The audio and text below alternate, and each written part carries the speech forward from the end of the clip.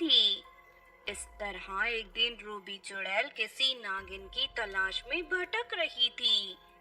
तभी वो एक गुफा के पास पहुंच जाती है।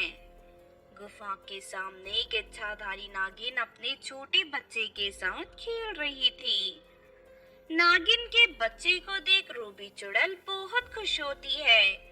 उसके बाद रूबी चुड़ैल नागिन की गुफा पर नजर रखने लगती है।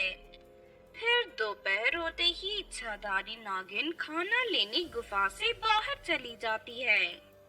ये अच्छा मौका है इच्छाधारी नागिन के वापस आने से पहले मुझे किसी भी तरह उसके बच्चे को पकड़ना होगा। लेकिन रूबी चुड़ैल जैसे ही गुफा के सामने पहुंचती है कि तभी अचानक वहां आग जलने लगती है। ये देख रूबी चुड़ैल डर कर हट जाती है। लगता है वो इच्छाधारी नागिन है। उसने अपने बच्चे की रक्षा के लिए यहाँ कोई जादू करा है। अब मैं गुफा के अंदर नहीं जा सकती। मुझे किसी भी तरह नागिन के बच्चे को गुफा के बाहर बुलाना होगा। उसके बाद रूबी चुड़ैल एक सुंदर औरत का रूप धारण कर लेती है और अपनी शक्ति से वहाँ ढेर सारी आइसक्रीम प्रकट कर देती है। अब इस आइसक्रीम के जरिए मैं नागिन के बच्चे को गुफा के बाहर बुला सकती हूँ। फिर रूबी चुड़ैल जोर जोर से आवाज लगाने लगती है। आइसक्रीम ले लो, ठंडी ठंडी मीठी मीठी आइसक्रीम ले लो। आइसक्रीम की बात सुनकर नागिन का बच्चा गुफा के दरवाजे के पास आ जाता है। आइसक्रीम वाली आंटी, मुझे आइसक्रीम बहुत पसंद है। जल्दी से आप मुझे ढेर सारी आइसक्रीम दे दीजिए। हाँ हाँ बेटा, मैं तुम्हें पेट भर आइसक्रीम खिलाऊंगी। जल्दी से बाहर आ जाओ मेरे पास। इतना कहकर चुड़ैल उसे ढेर सारी रंग बिरंगी आइसक्रीम दिखाने लगती है। इच्छाधारी नागिन का बच्चा दौड़ता हुआ चुड़ैल के पास आ जाता है।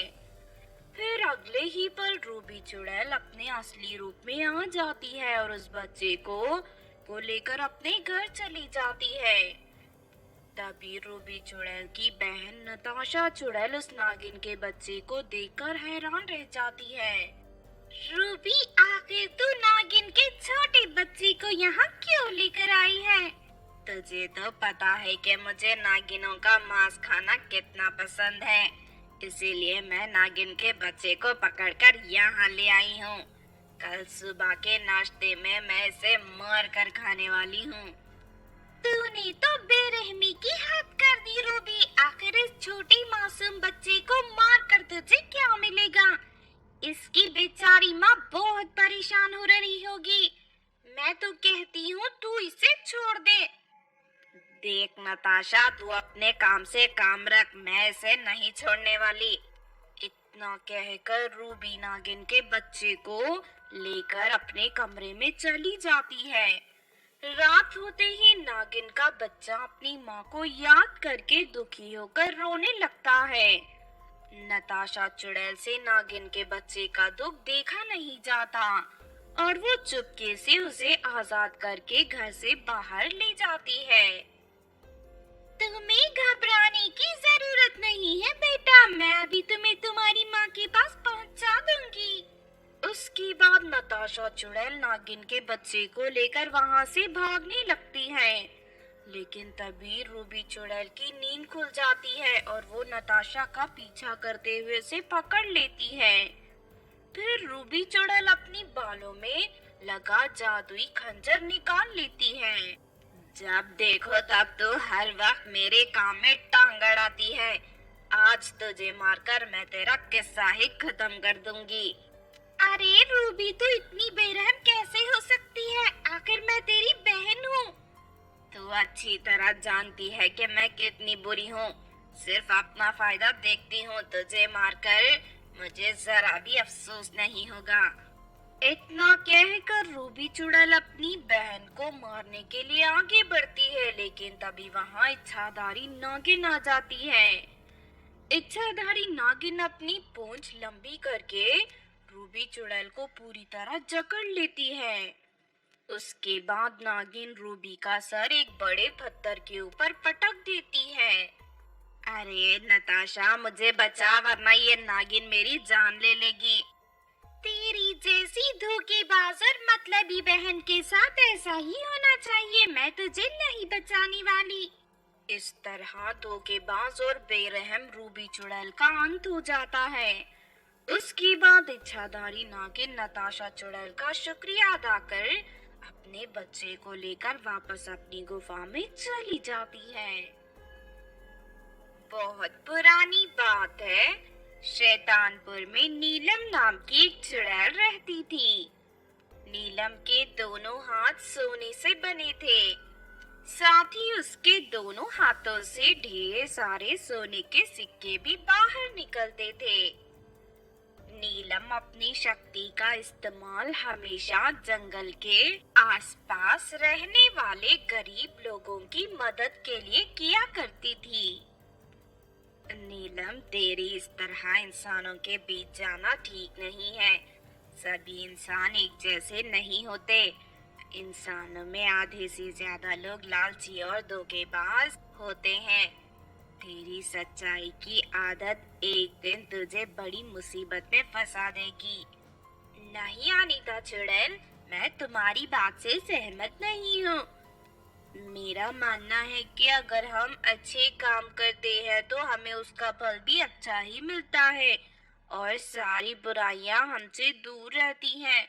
इसीलिए मैं लोगों की भलाई का काम मरते दम तक करती रहूंगी। इतना कहकर नीलम चुड़ैल हवा में उड़ती हुई वहां से चली जाती है। थोड़ी देर के बाद नीलम चुड़ैल एक नदी के पास पहुंच जाती है।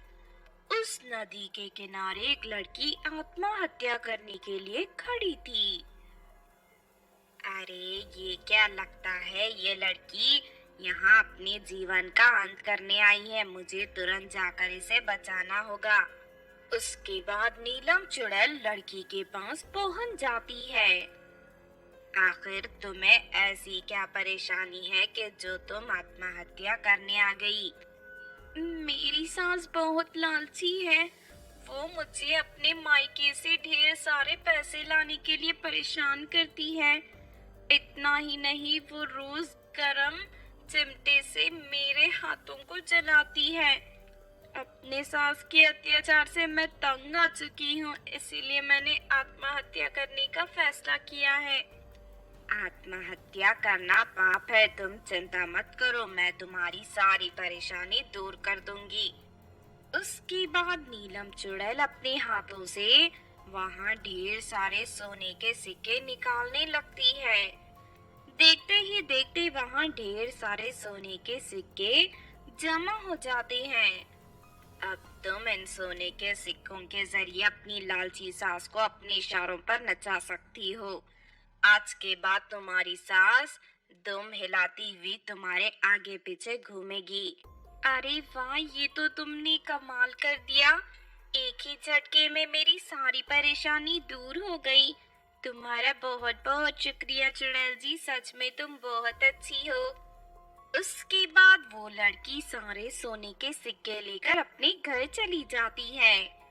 उस दुखी लड़की की मदद करके नीलम चुड़ैल को बहुत खुशी होती है। इस तरह एक दिन नीलम चुड़ैल एक गांव की ओर जा रही थी। तभी रास्ते में कुएं के पास उसे दो लड़कियां रोती हुई दिखाई देती हैं। क्या हुआ, तुम दोनों यहाँ बैठकर क्यों रो रही हो? हमारा छोटा भाई इस गहरे कुएं के अंदर गिर गया है। अगर जल्दी से उसे बाहर नहीं निकाला गया तो उसकी मौत हो जाएगी। चिंता मत करो, मैं अभी कुएं के अंदर उतरकर तुम्हारे भाई को बाहर ले आती हूँ। इतना कहकर नीलम चुड़ैल कुएं के पास पहुँच जाती है। लेकिन तभी वो दोनों लड़कियाँ पीछे से धक्का देकर चुड़ैल को कुएं के अंदर गिरा देती हैं। फिर वो दोनों लड़कियाँ जोर जोर से हंसने लगती हैं। चल जल्दी से माँ को फोन करके बता दे कि हमने नीलम चुड़ैल को पकड़ लिया है। ये सुनकर नीलम समझ जाती है कि उसके साथ धोखा हुआ है। ज्यादा खुश होने की जरूरत नहीं है। मैं अभी बाहर निकलकर तुम दोनों को सबक सिखाऊंगी। लेकिन तभी वो दोनों लड़कियां कुएं के अंदर एक जादुई रस्सी फेंक देती हैं और अगले ही पल वो जादुई रस्सी नीलम चुड़ैल को पूरी तरह जकड़ लेती है। तभी वहां उन दोनों लड़कियों की तांत्रिक माँ पहुंच जाती है। शाबाश मेरी लड़कियों, तुमने इस चुड़ैल को कब्जे में लेकर बहुत बड़ा काम किया है।